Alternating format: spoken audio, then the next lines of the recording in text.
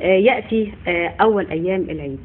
وفيه طبعا سنة عن أبو الأنبياء سيدنا إبراهيم عليه أفضل الصلاة والسلام نقدم الأضحية في أول أيام العيد.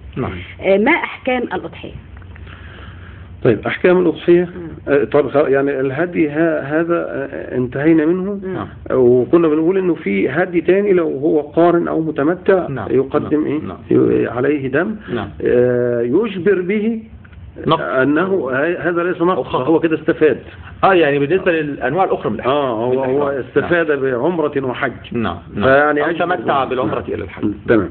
طيب موضوع الأضحية هي سنة سيدنا إبراهيم عليه السلام، وجاء ذكرها في كتاب ربنا جل وعلا فصل لربك وانحر، وهي واجبة عند الإمام أبو حنيفة على المستطيع. يعني أوجبها الإمام أبو حنيفة على المستطيع. لكن لنا أن سيدنا أبو بكر الصديق سيدنا عمر تركوها في عام من الأعوام لما رأوا الناس تمسكوا بها وتمادوا فيها وبدأوا يتفاخروا بها.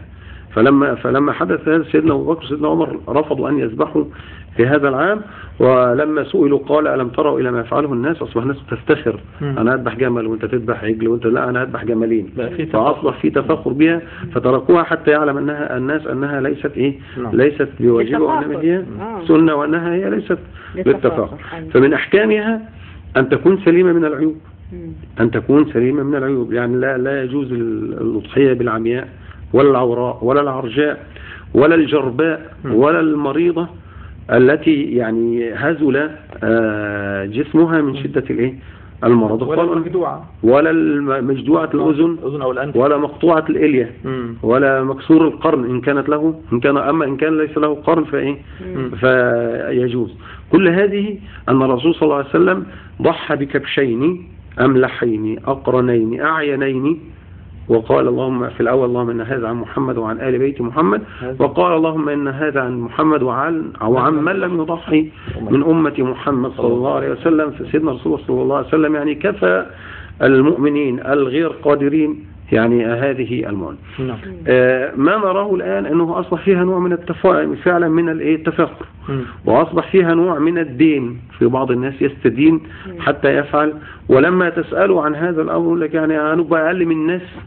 يعني هي الأضحية هي سنة، ليست لهذا. الأضحية هي سنة، نقيم سنة سيدنا إبراهيم عليه السلام فداء لسيدنا إسماعيل، والتي فعلها رسولنا صلى الله عليه وسلم. ويعني من شروط الأضحية أن تذبح بعد صلاة العيد.